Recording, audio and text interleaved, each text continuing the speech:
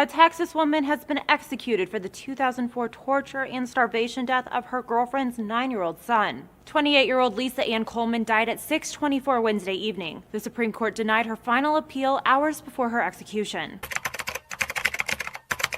Una mujer de Texas fue ejecutada por la tortura y muerte por inanición del hijo de 9 años de su pareja, ocurrida en 2004. Lisa Ann Coleman, de 28 años, fue declarada muerta a las 6:24 de la tarde del miércoles. Horas antes de la ejecución, la Corte Suprema rechazó su último recurso de apelación.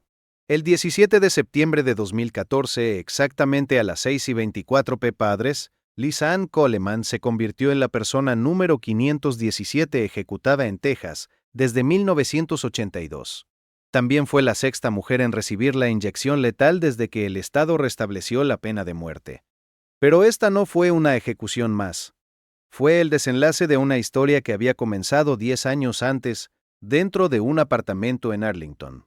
La historia de un niño llamado Devonte Williams, que al morir pesaba apenas 35 libras. La historia de un sistema que le falló una y otra vez. Hoy conoceremos el caso que conmocionó a Texas. La historia de un niño llamado Devonte Williams, que al morir pesaba apenas 35 libras. La historia de un sistema que le falló una y otra vez.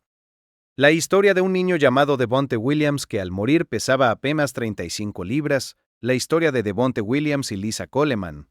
En 2004 Lisa Coleman vivía con su pareja, Marcella Williams, en un complejo de apartamentos de Arlington, Texas. Marcella tenía 2 hijos. Devonte, de 9 años, y su hermana Destiny. Pero aquella no era una familia común. Devonte había nacido 4 meses antes de tiempo y padecía discapacidades del desarrollo. Necesitaba atención especial, cuidados constantes y paciencia. En lugar de eso, recibió todo lo contrario. Los problemas habían comenzado mucho antes de 2004. Los servicios de protección infantil habían recibido 6 denuncias distintas relacionadas con Devonte y su hermana. 6 veces alguien consideró que esos niños corrían peligro y pidió ayuda.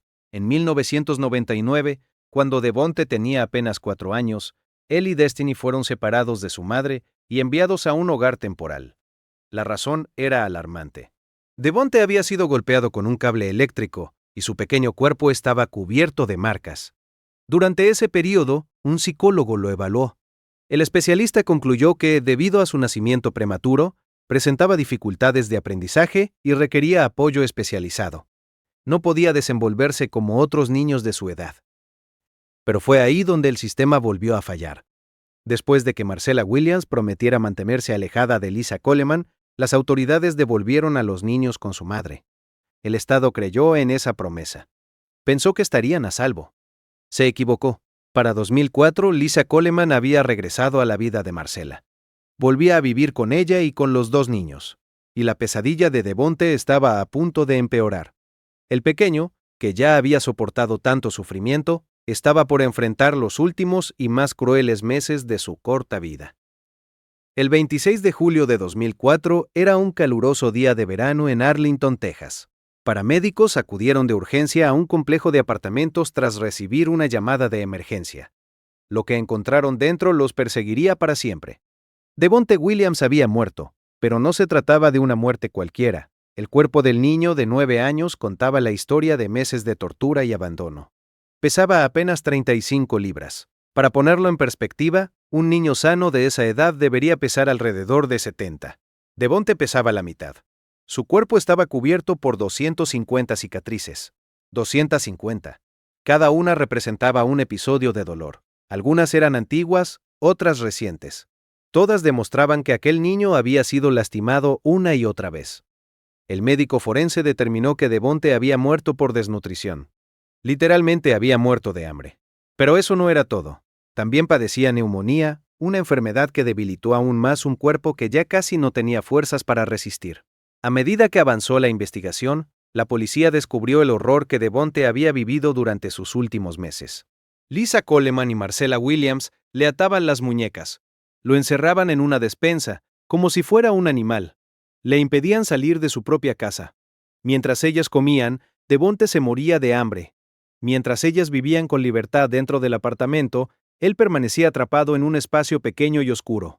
El niño que más necesitaba protección por sus discapacidades terminó recibiendo el peor trato imaginable. Las pruebas dejaron claro que aquello iba mucho más allá de la negligencia. Era crueldad deliberada. Las dos mujeres sometieron al menor a un patrón sistemático de abuso hasta que su pequeño cuerpo ya no pudo soportarlo. Cuando los paramédicos llegaron aquella tarde de julio, ya era demasiado tarde. Devonte había sufrido durante meses, y ahora ya no estaba. Su corta vida estuvo marcada por un dolor que muchas personas nunca experimentan en toda una existencia. El apartamento que debía ser su hogar se había convertido en su prisión. Y los adultos que tenían la obligación de protegerlo se transformaron en sus verdugos. La pregunta ahora era quién respondería por la muerte de Devonte Williams. La investigación avanzó con rapidez. Las pruebas eran contundentes y estremecedoras. La policía arrestó tanto a Lisa Coleman como a Marcella Williams. Ambas fueron acusadas de asesinato capital, el delito más grave contemplado por la ley de Texas. Eso significaba que podían enfrentar la pena de muerte. Sin embargo, el caso presentaba un aspecto legal que más adelante tendría un papel decisivo. En Texas, para presentar un cargo de asesinato capital no basta con demostrar el homicidio. La ley exige que exista otro delito grave relacionado con el crimen. Puede tratarse, por ejemplo, de un robo, un secuestro o un allanamiento. Los fiscales eligieron el secuestro como ese segundo delito. Sostuvieron que, al atar a Devonte y encerrarlo en la despensa, Coleman y Williams lo habían secuestrado dentro de su propia casa. Puede parecer una idea extraña. ¿Cómo puede alguien ser secuestrado en su propio hogar? Pero la legislación de Texas establece que existe secuestro cuando una persona es retenida o confinada contra su voluntad con la intención de ocultarla o causarle daño. Y según la fiscalía, eso fue exactamente lo que ocurrió. Mantuvieron a Devonte encerrado, aislado de todos, mientras lo torturaban y lo dejaban morir de hambre. Conforme la investigación continuó, comenzaron a salir a la luz detalles todavía más perturbadores. Conforme avanzó la investigación, también salió a la luz el historial que los servicios de protección infantil habían acumulado durante años. Los expedientes mostraban una realidad inquietante. Habían investigado posibles casos de abuso contra Devonte en 6 ocasiones distintas. 6 oportunidades para intervenir. 6 oportunidades para salvarlo. Y en cada una de ellas, el sistema terminó fallándole. Las pruebas contra ambas mujeres eran contundentes. La única pregunta era qué ocurriría con ellas. ¿Las dos enfrentarían la pena de muerte? ¿Las dos serían juzgadas? Fue entonces cuando Marcella Williams tomó una decisión que cambiaría por completo el rumbo del caso. En 2006 llegó a un acuerdo con la fiscalía. Aceptó declararse culpable para evitar la pena de muerte. Con ello reconocía su responsabilidad en la muerte de su propio hijo. Pero a cambio recibiría cadena perpetua en lugar de la ejecución. Eso dejó a Lisa Coleman sola frente al jurado.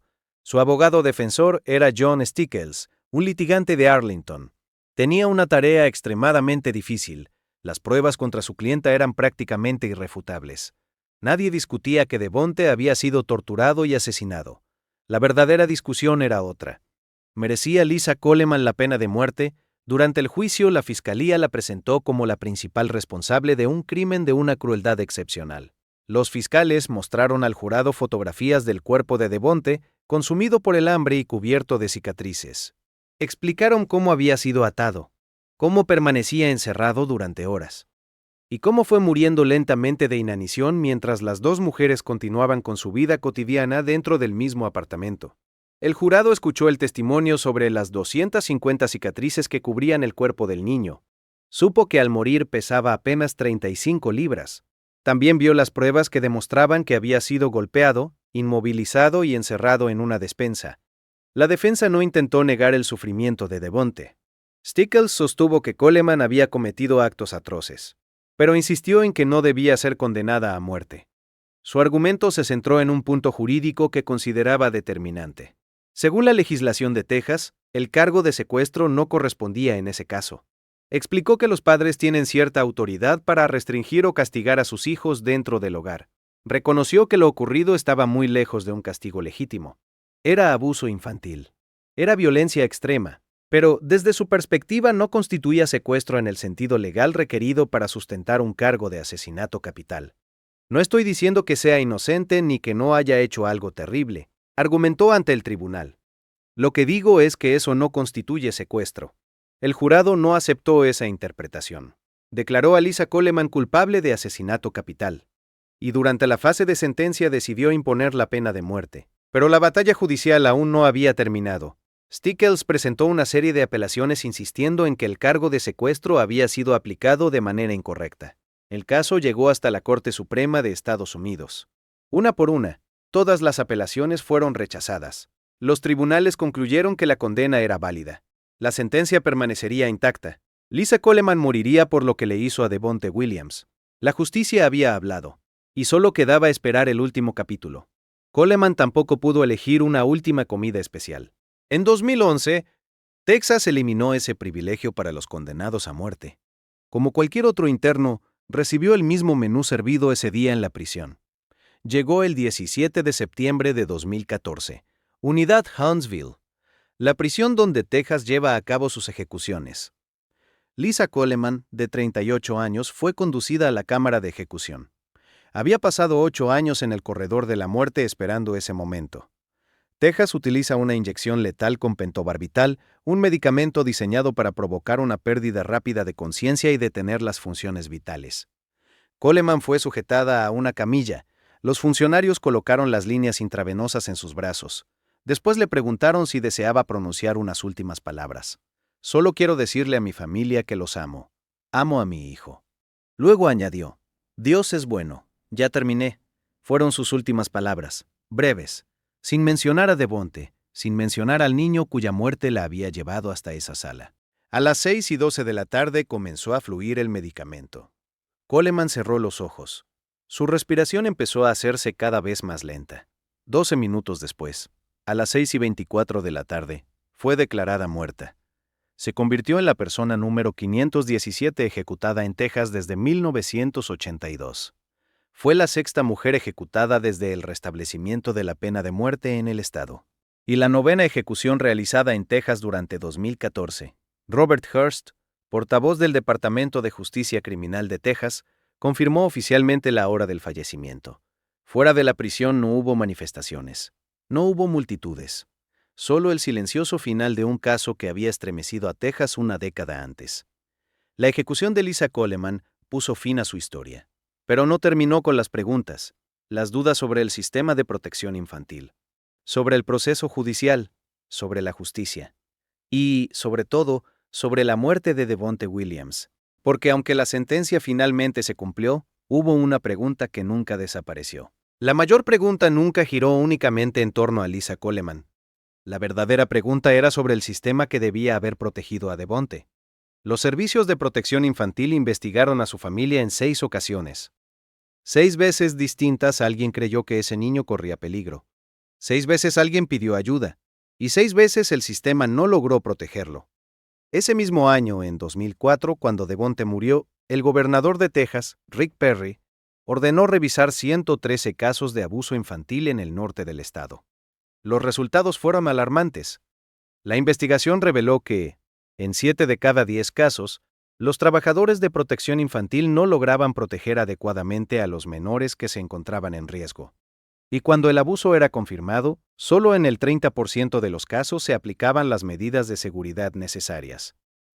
Brian Flood, quien dirigió la revisión, afirmó que el desempeño del sistema apenas alcanzaba los estándares mínimos y, con frecuencia, ni siquiera llegaba a ellos. En otras palabras, el sistema creado para proteger a niños como Devonte estaba fallando. Y este caso no era una excepción. Era el reflejo de un problema mucho más grande, de cientos de niños que seguían sin recibir la protección que necesitaban. Con el paso de los años, también surgió otro debate. ¿Era Lisa Coleman la persona que debía terminar en la cámara de ejecución? Su abogado, John Stickles, nunca dejó de cuestionar el cargo de secuestro que permitió llevar el caso como asesinato capital. Sostenía que Coleman era culpable de abuso infantil y de homicidio, pero no de asesinato capital. Por eso insistía en que, si el Estado la ejecutaba, estaría ejecutando a una persona inocente de ese delito específico. Otros pensaban exactamente lo contrario. Argumentaban que Coleman había participado durante meses en la tortura sistemática de un niño indefenso, y que ese sufrimiento terminó provocando su muerte. Para ellos, la pena máxima era una consecuencia justificada. Mientras tanto, Marcella Williams, la madre de Devonte, seguía con vida en prisión.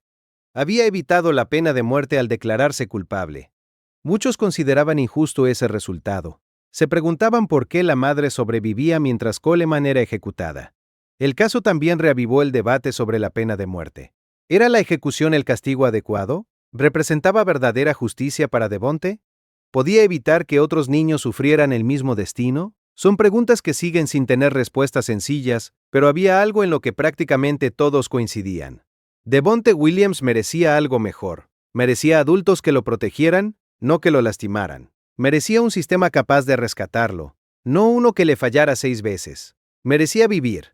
Transcurrieron 10 años entre la muerte de Devonte Williams y la ejecución de Lisa Coleman. 10 años de juicios, apelaciones y discusiones sobre la justicia. Pero para Devonte, el tiempo se detuvo el 26 de julio de 2004. Tenía 9 años. Pesaba apenas 35 libras. Su cuerpo estaba cubierto por 250 cicatrices. Murió solo, con hambre y con miedo. La ejecución de Lisa Coleman no devolvió la vida a Devonte. Tampoco reparó el sistema de protección infantil que le había fallado, ni resolvió todas las preguntas sobre quiénes cargaban realmente con la responsabilidad de su muerte. Lo único que hizo fue cerrar uno de los capítulos más dolorosos de una historia que nunca debió ocurrir. Hoy, Devonte tendría 29 años. Quizá habría formado una familia. Quizá habría superado muchas de las dificultades con las que nació y habría construido una vida plena. Nunca podremos saberlo. Lisa Coleman pagó con su vida por lo que le hizo a Devonte. Pero la verdadera tragedia no es que ella haya muerto, es que él murió primero. Su historia sigue recordándonos que los niños dependen de los adultos para sobrevivir y sentirse seguros, y cuando quienes deben protegerlos les fallan, las consecuencias pueden ser irreparables. Devonte Williams merecía algo mejor.